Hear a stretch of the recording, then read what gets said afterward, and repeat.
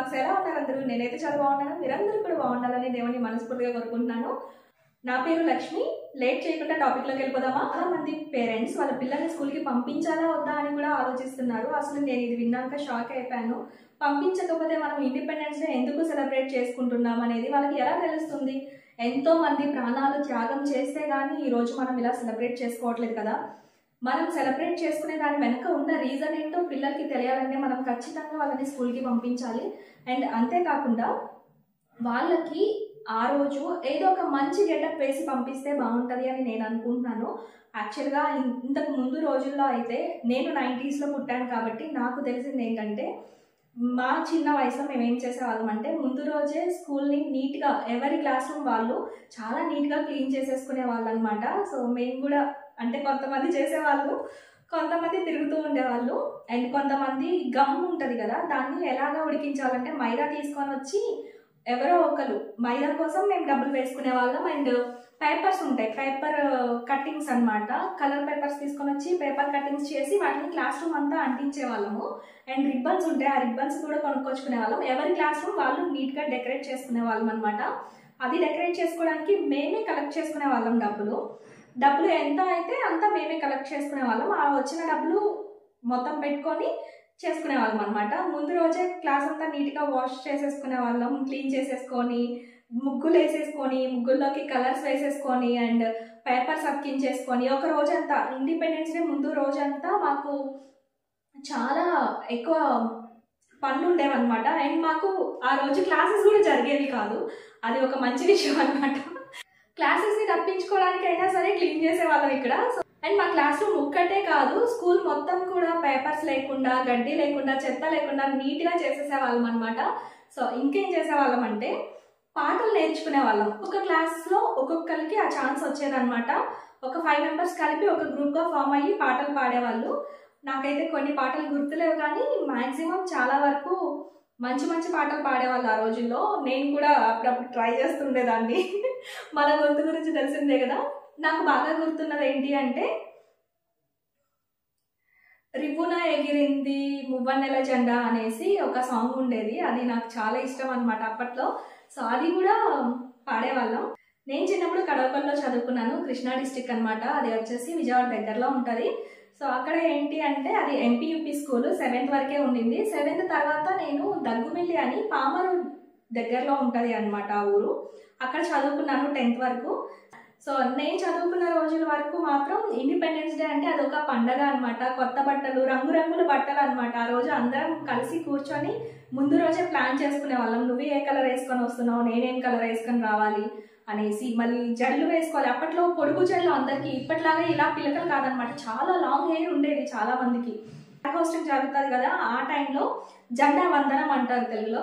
జెండా వందనం జరిగేటప్పుడైతే దాంట్లోకి పువ్వులు కావాలి కదా. ఆ పువ్వుల్ని మేము ఇల్లంతా అంటే ఆ ఊరంతా తిరిగి ఎవరింటి దగ్గర పూలు ఉన్నాయని చెప్పి వెతుక్కొని కలెక్ట్ చేసుకొని తెచ్చేవాళ్ళం అనమాట. తెచ్చి అంటే ఒక పువ్వు మనకి కావాలంటే బయట కొనుక్కున్నా కూడా దొరుకుతుంది. కానీ మా టీచర్స్ ఎలా చెప్పేవాళ్ళంటే, స్వాతంత్రం రావడానికి వెనక చాలా మంది కష్టం ఉంది.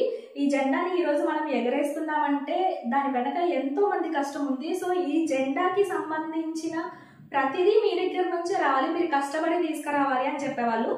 ఇంట్లో డబ్బులు అడిగి తీసుకురండి, లేకపోతే పేరెంట్స్ని డబ్బులు అడిగి తీసుకురండి అని చెప్పేవాళ్ళు కాదు. పేరెంట్స్ మనకి పాకెట్ మనీ ఇస్తారు కదా, ఆ పాకెట్ మనీతోనే డెకరేషన్కి అయినా, ఫ్లాగ్ హోస్టింగ్కి అయినా, దేనికైనా ఖర్చు పెట్టమని చెప్పేవాళ్ళు.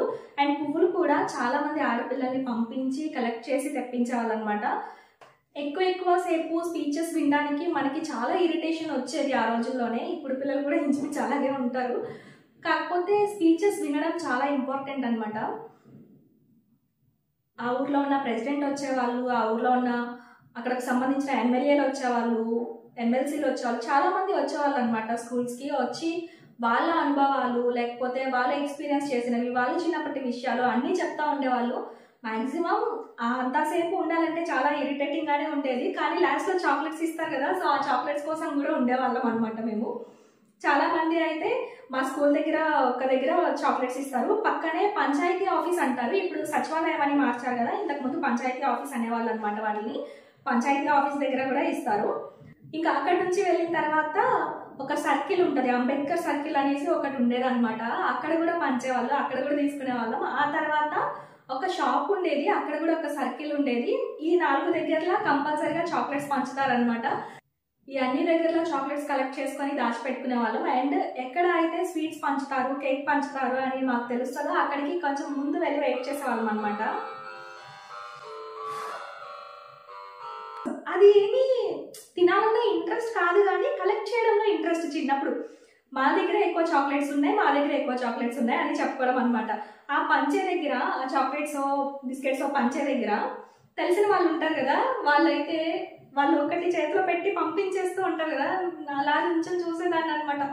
ఇలా నుంచొని చూస్తూ ఉంటే వాళ్ళు పాపం జాలిపడి సరే అని చెప్పి ఇంకో చాక్లెట్ ఇంకో బిస్కెట్ ఇచ్చేవాళ్ళు చిన్నప్పుడు. కానీ అవన్నీ అప్పుడు చాలా మెమరబుల్గా అనిపించాయి. ఇప్పటికీ చెప్పుకుంటున్నా కూడా బాగా నవ్వు వస్తుంది. కానీ అరే చిన్నప్పుడు ఇన్ని కోతి వేషాలు వేసామా అనిపిస్తూ ఉంటుంది నాకు అప్పుడప్పుడు. కొన్ని డాన్స్ ప్రోగ్రామ్స్ కూడా జరిగేవి మా స్కూల్లో. కొంతమంది డాన్స్ చేసేవాళ్ళు, కొంతమంది ఇంకొన్ని స్టోరీస్ చెప్పేవాళ్ళు. ఇండిపెండెన్స్ డేకి సంబంధించిన స్టోరీస్ అన్ని వాళ్ళు చెప్పేవాళ్ళు. ఒక్కొక్కలా స్టోరీ ఒక్కొక్కలా ఉండేదన్నమాట. అవి కూడా చెప్పేవాళ్ళు, డాన్స్ చేసేవాళ్ళు. ఇవన్నీ జరిగాయి కదా, సో చాలా హ్యాపీగా ఉండేది. యాక్చువల్గా ఇండిపెండెన్స్ డే అనేది వర్షాకాలంలో వస్తుంది కదా, సో వర్షం పడకూడదు అని చెప్పి కోరుకునే వాళ్ళం. నేనైతే ముందు, ఎందుకంటే వర్షం పడితే గాజు పురుగులో ఏదో అంటారు, గాజు పురుగులు అంటారు, నల్లగా ఉంటాయి అక్కడ. నేను చదువుకున్న ప్లేస్లో అయితే బ్లాక్ కలర్లో ఉంటాయి. సో అవి అంటే నాకు చాలా భయం అనమాట. ఆ గాజు పురుగులు అనేవి నాకు కనిపిస్తేనే ఇరిటేషన్ వచ్చేస్తుంది, అంత భయం నాకు. సో అప్పుడు ఏం చేస్తుందని, అవి కనిపించకూడదు, వర్షం పడితే అవి వచ్చేస్తాయి కదా, సో అవి రాకూడదు అని కోరుకునేదాన్ని, వర్షం పడకూడదని కోరుకునేదాన్ని. ఇంతకుముందు టీచర్స్ కూడా చాలా రెస్పాన్సిబుల్గా ఉండేవాళ్ళు. ఎవరైనా చదవట్లేదు అంటే వాళ్ళని ఉతికేసేవాళ్ళు అనమాట. అదే రెస్పాన్సిబిలిటీ అప్పట్లో. ఇప్పుడు కానీ ఎవరైనా అలా ఉతికేయడం కానీ, లేకపోతే చిన్నగా తిట్టినా కూడా అసలు ఎవరు ఒప్పుకోవట్లేదు పేరెంట్స్. అలా ఉంది ఇవాళ రేపు. కానీ మా రోజుల్లో అయితే ఈత కర్రలు తెలుసా మీకు? తెలిసే ఉంటుంది. నాకు తెలిసి 90s పుట్టిన వాళ్ళందరికీ తెలుస్తుంది. గవర్నమెంట్ స్కూల్స్లో చదువుకున్న వాళ్ళకి పక్కా తెలుస్తుంది. నేను గవర్నమెంట్ స్కూల్లో చదువుకున్నాను కాబట్టి. ఈత కర్రలు ఉండేవన్నమాట. అవి చాలా పొడవుగా ఉంటాయి, కొడితే తోలు వచ్చేసేది అనమాట. అలాగా కొట్టేవాళ్ళు. కానీ మాకు ఆ ఈత బెత్తం తెస్తున్నారంటే ముందే అయిపోయేది, ఇంకా మా అమ్మాయి చెమటలు కారిపోయేవి. అసలు ఎలా చెప్పాలో కూడా, అది ఇప్పటికీ కూడా అదొక మెమరబుల్ మూమెంట్ మాకైతే. ఆ ఈత బెత్తం అనేవాళ్ళు.